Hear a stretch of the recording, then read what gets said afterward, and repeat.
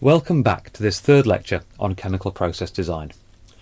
What I would like to do in this part of lecture 3 is to briefly examine the effect of temperature on chemical reactions, making specific reference to tubular reactors.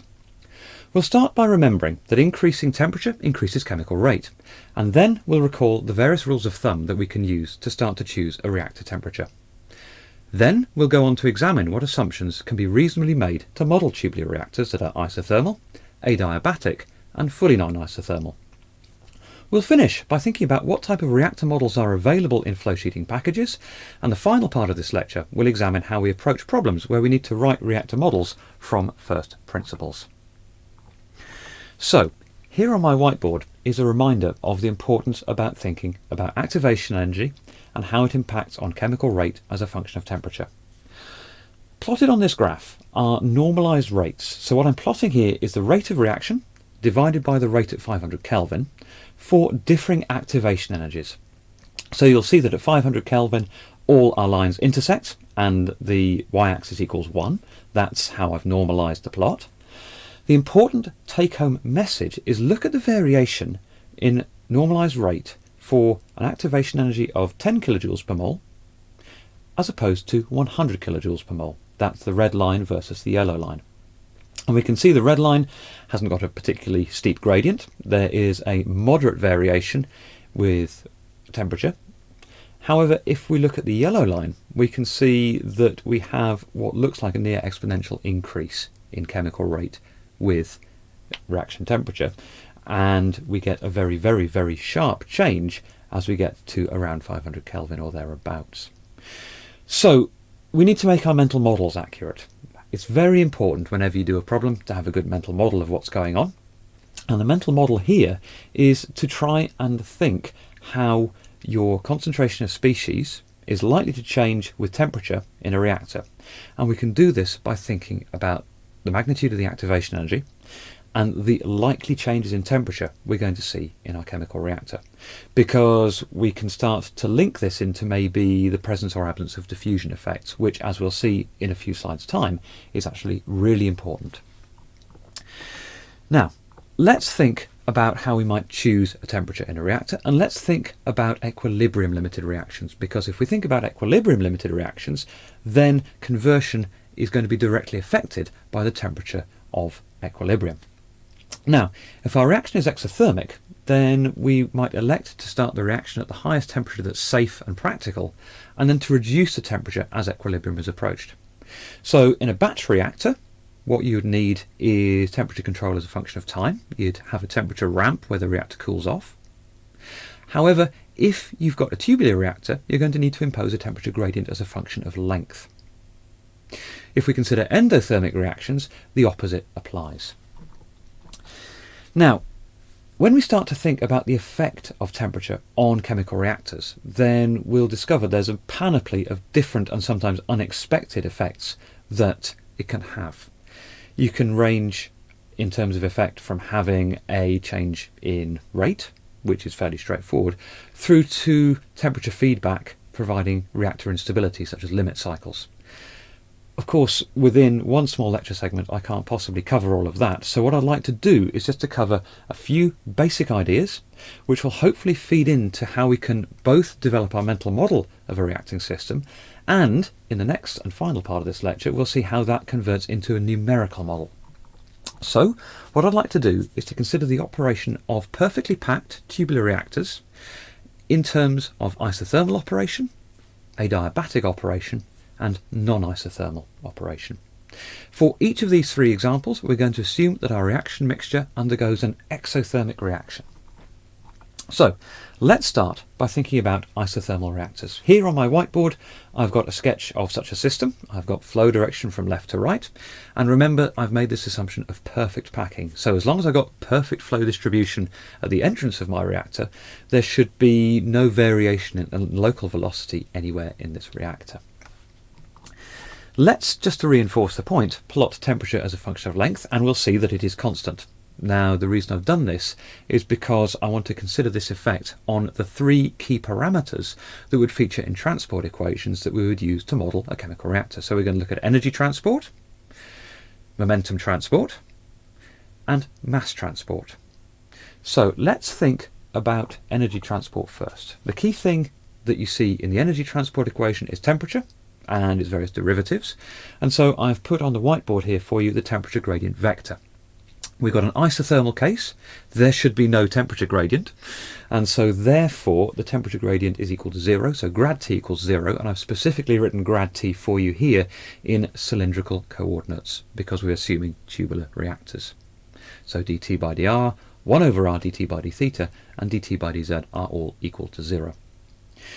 If we think about momentum transport, the key parameter here is of course velocity. So let's think about velocity variation in this system. Now, because we've got no radial temperature gradient, there should be no variation radially in chemical rate. And if we think about a reaction stoichiometry where, for example, 1 mole of gas is converted to 4 moles of gas, then that chemical rate should be uniform across a radius. And so therefore, the velocity should be uniform across that radius, because everywhere across that radius we're having 1 mole of gas convert to 4 moles of gas at the same rate. So therefore the volumetric flow is going to be constant along that radius, therefore the velocity will be constant along that radius. If we think about the circumferential direction, the theta direction, then again we've got no temperature gradient. And another way of saying that there's no variation of temperature in the theta direction is that we've actually got axial symmetry. This is a cylindrically symmetric system, and we hope that we can keep that assumption of cylindrical symmetry throughout the 3 different cases that we look. So the only way that cylindrical symmetry would be broken would be by either an imbalanced heat transfer scenario, so we've got asymmetric heat transfer, or if we've got some kind of packing that's not perfect, whereby we're going to have a circumferential variation of local velocity. If we think about concentration, again we're going to be thinking about the same sorts of things. There's no radial variation of temperature, therefore chemical rate should be the same as a function of radius, so therefore there should be no gradient of chemical species as a function of radius. And if we think about axisymmetry, which we hope applies, then we can also say there's going to be no variation in concentration as a function of circumferential direction as well. Okay, so we've mathematically written out the assumptions that we're making with an isothermal reactor. Let's see what consequences these actually have in terms of our mental model and our choice of modelling route. So, as we've hammered home, there is no change of temperature in either radial or axial position, so our reaction rates, thermally speaking, are independent of position. My packing dimension is going to be assumed to be far, far, far less than the reactor length, which means that bulk flow is going to be the dominant transport mechanism in this system. So what we have is a situation where there is going to be no chance for diffusion to have an effect in the length direction because bulk flow dominates, and there's going to be no variation in concentration radially, so there's going to be no concentration gradients to drive diffusion. And so what this means is there's no dispersion in radial or axial directions. So this means we can model this system as a perfectly plug flow reactor in 1D. Don't forget, however, going back to that stoichiometry argument, that our velocity may be varying as a function of length, because if we've got 1 mole of gas converting to 4 moles of gas, that means as a function of length our volumetric flow of gas is increasing, hence our superficial velocity of gas is increasing. So we may need to be careful how we implement our plug flow assumption, bearing in mind that our axial variation in velocity may not be equal to 0. Let's think about an adiabatic case. Assuming we've got an exothermic reaction, we would expect our reactor to heat up as our reaction proceeds. It's perfectly insulated, or there's another means of stopping heat transfer to the surroundings, and so that's a situation we would expect. So let's again sketch a graph of temperature in our reactor, and here's temperature as a function of length. It starts cool and gets warm. Let's see how this affects the maths of the system. And now, of course, we do have a temperature gradient. We have a temperature gradient in the axial direction. However, in the radial and circumferential directions, we're still assuming that we've got an isothermal system. So dt by dr equals 0, and 1 over r dt by d theta equals 0. That's our axisymmetry coming back again. For dt by dr to be equal to 0, that may place some limitations on the geometry or the thermal conductivities of the system, because we need to be able to ensure that that radial temperature variation is set to 0. And so we need to think about the heat transfer situation quite carefully as to whether or not the assumption of an adiabatic situation is actually accurate or not.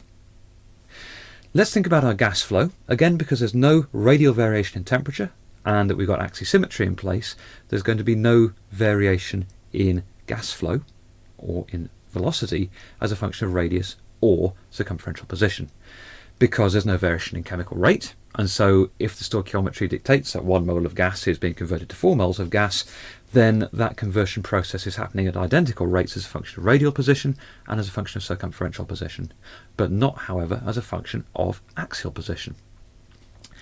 And the same logic applies, of course, to the concentration of species in the radial and circumferential positions. Again, these concentration changes should be equal to 0 because of the lack of variation of chemical rate in those two directions. Okay, so let's see what assumptions these effects have. There's no heat exchange with surroundings. We've been stating that. So we've got constant radial temperature, but variation of axial temperature. So we'd expect there to be a thermal variation of reaction rate as a function of length. Now, we need to think about heat conduction now. What's happening in the solid phase in the packing? Is there going to be heat conduction opposite to the flow direction? So what's the respective rate of conduction heat transfer versus convection heat transfer? And so there's a Peclet number here that we need to be thinking about. And if there is going to be sufficient back conduction of heat from the hot part of the reactor into the cold part of the reactor, we do of course need to take that into account, because that will directly affect our chemical rates, which in turn will directly affect our conversion, which in turn will also affect furthermore the temperature profile.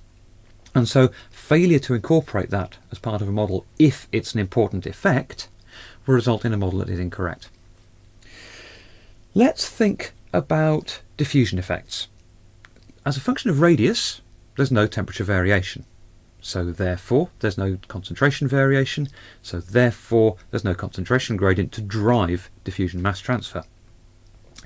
If we think in the axial direction, if our bulk flow dominates and we've got a low activation energy, and remember our mental model for low activation energy means that our chemical rate variation as a function of temperature is mild, inverted commas, whatever mild may be, we wouldn't expect there to be a sufficient concentration gradient to drive back diffusion.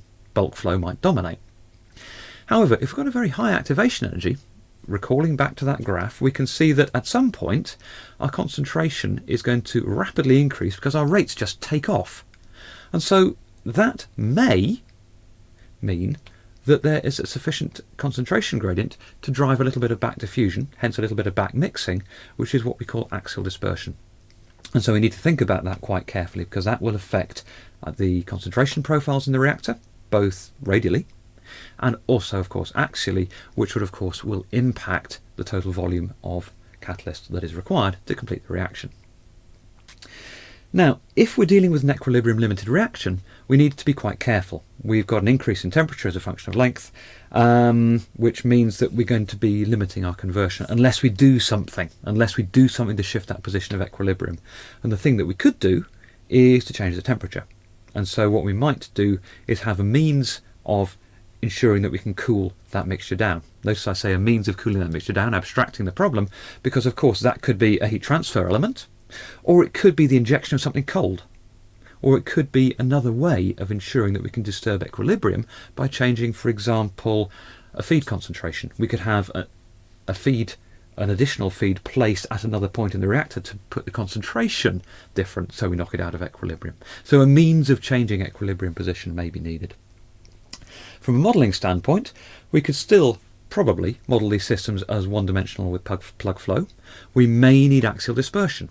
And again, don't forget the argument that we said before about stoichiometry. If we've got 1 mole of gas converting to 4 moles of gas, then we're going to have an increasing volumetric flow rate of gas throughout the system, which means that we're going to have axial variation of velocity. Okay, let's look at the fully non-isothermal case now. So we haven't got perfect heat transfer from the core to the outside surroundings. Our core is going to be hotter than the outside edge, say. And so if we plot temperature as a function of position, I've now got 4 lines on my graph. The low line, the one in blue, where there's very little variation of temperature as a function of length, is meant to be near a wall. The line on that graph where I have most temperature variation is meant to be along the centre line, and the intermediate positions are meant to be at intermediate radii between the centre line and the outside edge. Now, we still are making our assumption of axisymmetry. We are still hoping there is no no circumferential variation of either temperature, of velocity, or of concentration of species, so that our assumption of axisymmetry is still held. If we have a non-symmetric heat transfer situation, our heat transfer coefficient at the top of the tube might be higher or lower than the heat transfer coefficient at the bottom of the tube, this of course would break that assumption of axisymmetry. Likewise, if we've got any flow irregularities in the circumferential direction, that would break the assumption of axisymmetry. But we're assuming perfect packing, we're keeping our fingers crossed and hoping that all our heat transfer is also symmetric as well. So, as before, we would expect no circumferential variation of temperature, of velocity, and of concentration of species, but of course now we do have a radial variation of temperature, which means we've got a radial variation of chemical rate, which means that as we move from the centre line to the outside edge, we are going to see our chemical reaction proceeding at different rates. And again, thinking about that stoichiometry where 1 mole of gas goes to 4 moles of gas, that means that we may have sufficient conditions to exist for there to be radial mixing. If we've got our reaction proceeding very fast in the core and slower at the outside edges, then those 4 moles of gas as they are expelled from the chemical reaction will go in a radial sense as well as an axial sense. So now we have to be very careful. So because of this radial and axial variation of chemical rate, we're going to find steep concentration gradients are possible in both of these directions, which means that there is the possibility for transport in both of these directions. So this means that we may have to take into account axial dispersion and radial dispersion. Axial dispersion we've talked about before. There could be some more small back diffusion due to steep chemical gradients along the length of the reactor. Now we've got this additional complication of radial temperature variation, which means that we might have a convective mechanism, because if we got 1 mole of gas going to 4 moles of gas, then in different points along the radius we may see a velocity field developing. We may also have sufficient concentration differences to also drive diffusion in the radial direction as well. So radial dispersion coefficients and axial dispersion coefficients are going to vary because of the nature of the physical nature of what is driving this dispersion. It's different in both these directions. Now what we need to do is to create a full numerical model of the chemical reactor. It would be dangerous to make any assumptions like plug flow because they will not be true. However, whenever you make a model, you always make it as simple as you can, but no simpler than that. That is to say, make sure that you don't try and model every single effect that only has a 4th order difference on what's going on. And so think about simplifying your model with things like assuming no axial heat conduction. Maybe we can approximate the dispersion coefficients to be constant in both of the radial and axial directions. Maybe we've got instantaneous heat transfer between the solid and the gas. Now, in terms of numerics, you might find that a finite difference model is absolutely fine, or you might find you have to go into the finite element or finite volume world as well. It depends at that point on the geometry of your system and how departed from a perfect cylinder your geometry is. If you've got a perfect cylinder, finite differencing is by far the easiest thing to do. So we've looked at 3 different scenarios, but of course all this comes with a disclaimer because we haven't had time to look at any of the more complex effects. For example, we haven't had a chance to even mention the phrase fluidized bed reactor or anything about backmixing or cross-flow in addition to dispersion. Fluidized bed reactors are fascinating and complex systems. We haven't even looked at whether or not exothermic reactions can be self-supporting in terms of heat transfer, and we haven't even scratched the surface on the existence of multiple steady states, where perhaps some steady states are very much undesirable as reactor operating points. And of course the whole topic of reactor instability is a lecture series in its own right. There are, however, 2 excellent texts I would recommend to you unhesitatingly to look at these effects in more detail. and that would be the most excellent book by Levenspiel, the Chemical Reactor Omnibook, published by Oregon State University, and this gives a plotted insight into just about every single conceivable reactor system that you could dream up, written and presented in a very, very accessible way. That classic text from Coulson and Richardson is also very, very good. Volume 3 is a volume around chemical reactor engineering, and that's published by Pergamon. So let's think about reactor modelling.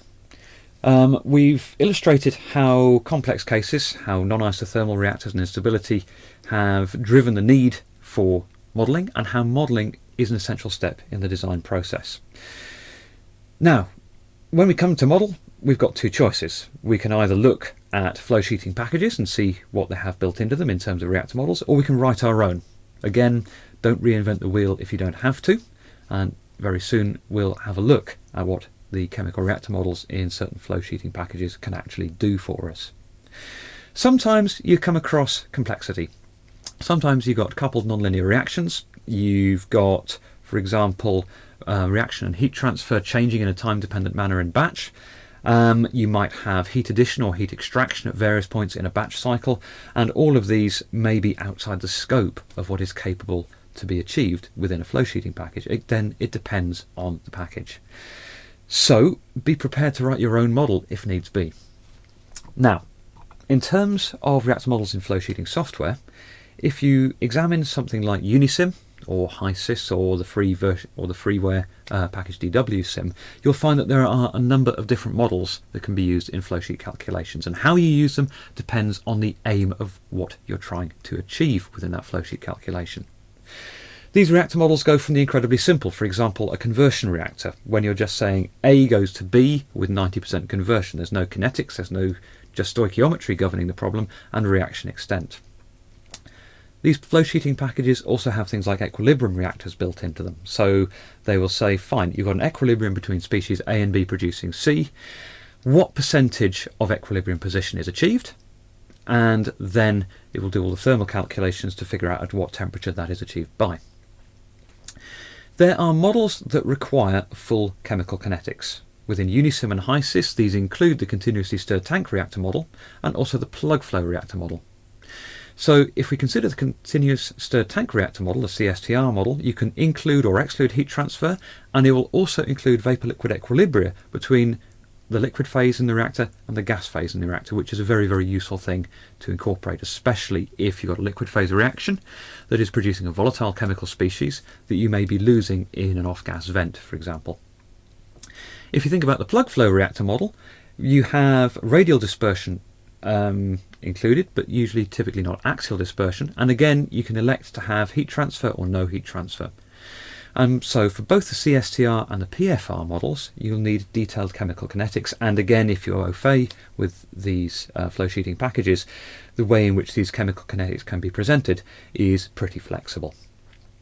So let's recap a few key points before we go on to the final part of this lecture, which is an introduction to how to write your own reactor models.